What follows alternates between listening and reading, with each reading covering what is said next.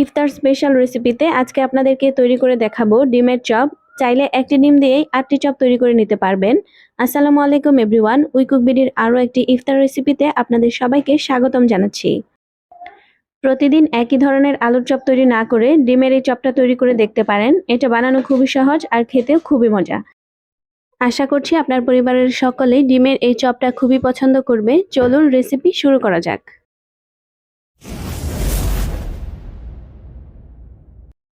ডিমের চপ তৈরি করার জন্য আমি এখানে নিয়েছি 3টি ডিম।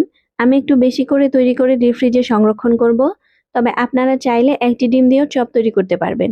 আমি এখানে একটি ডিমকে 4 ভাগ করে নিচ্ছি। তবে আপনারা চাইলে একটি ডিমকে 8 ভাগও করতে পারবেন। এবারে একটি মিক্সিং বোলে আমি নিয়ে নিচ্ছি 4 টেবিল চামচ পরিমাণ পেঁয়াজ বেরেস্তা। এখন দিয়ে দিচ্ছি 1 টেবিল চামচ পরিমাণ কাঁচামরিচ কুচি। চিলি ফ্লেক্স দিয়ে দিচ্ছি হাফ চা চামচ পরিমাণ। ধনে পাতা কুচি অ্যাড করে দিচ্ছি 1 টেবিল চামচ পরিমাণ। দিয়ে দিচ্ছি পরিমাণ মতো লবণ। সেই সাথে আরও দিয়ে দিচ্ছি 1 টেবিল চামচ পরিমাণ সরিষার তেল। এবারে এই সব কিছুকে একসাথে ভালোভাবে মেখে নিচ্ছি। মেখে নেওয়ার পর এবারে আমি এখানে দিয়ে দিচ্ছি আলু। আমি আগে থেকেই 3টি বড় সাইজের আলু সিদ্ধ করে খুব ভালোভাবে স্ম্যাশ করে রেখে দিয়েছিলাম। এবারে এই স্ম্যাশ করে রাখা আলুটাকে পেঁয়াজ বেরেস্তার সাথে খুব ভালোভাবে মেখে নিচ্ছি। আলু মাখানোর সময় আমার মনে পড়লো যে আমি এখানে ভাজা জিরার গুঁড়া অ্যাড করি নাই, তাই আমি এখানে হাফ চা চামচ পরিমাণ ভাজা জিরার গুঁড়া দিয়ে আবারও আলুর সাথে খুব ভালোভাবে মাখিয়ে নিচ্ছি। আলু খুব সুন্দরভাবে মাখানো হয়ে গেছে। এবার আমি এখান থেকে পরিমাণ মতো আলুর মিশ্রণ নিয়ে হাত দিয়ে এইভাবে একটু গোল করে নিচ্ছি। তারপরে এইভাবে একটু চ্যাপ্টা করে নিচ্ছি। এখন মাঝখানে আমি একটি ডিম দিয়ে দিচ্ছি। এবারে এই ডিমটাকে আলুর মিশ্রণ দিয়ে খুব ভালোভাবে ঢেকে দিচ্ছি। খেয়াল রাখতে হবে যাতে ডিমের কোনো অংশ বের না হয়ে থাকে। যেহেতু আমি এই ডিমগুলোকে লম্বা করে কেটেছি, তাই আমি চপগুলোকে লম্বা করেই তৈরি করে নিচ্ছি। তবে আপনারা চাইলে ডিমটাকে গোল করে কেটে চপগুলোকে গোল করেও তৈরি করতে পারেন। একটি চপ আমার তৈরি করা হয়ে গেছে। একইভাবে আমি বাকি সবগুলো চপ তৈরি করে নিয়েছি। চপের বাহিরের কোটিংয়ের জন্য আমি এখানে নিয়েছি 1/3 কাপ পরিমাণ ময়দা।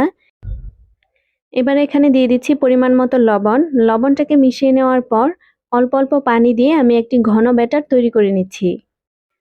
আশা করি দেখে বুঝতে পারছেন ব্যাটারের ঘনত্বটা ঠিক কীরকম হবে। চপের বাহিরের কোটিংয়ের জন্য আমি এখানে আরও নিয়েছি টোস্ট বিস্কুটের গুঁড়া। নর্মালি চার সাথে আমরা চিনি ছাড়া যে টোস্ট বিস্কুটটা খাই, ওই বিস্কুটটাকে আমি গুঁড়া করে নিয়েছি।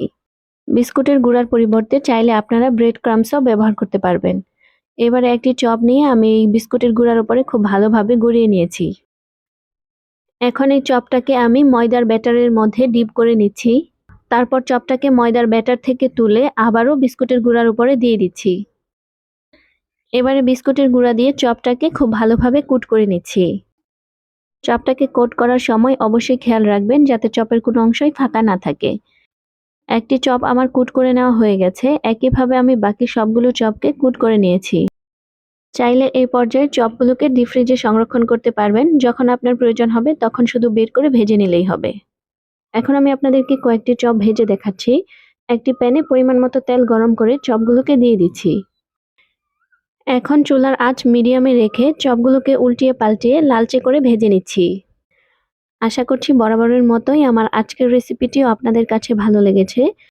যদি ভালো লেগে থাকে তাহলে এরকম আরও রেসিপি পেতে আমার চ্যানেলটিকে সাবস্ক্রাইব করে রাখতে পারেন।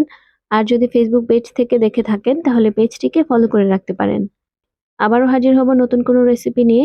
সেই পর্যন্ত সকলেই সুস্থ থাকুন। আল্লাহ হাফেজ।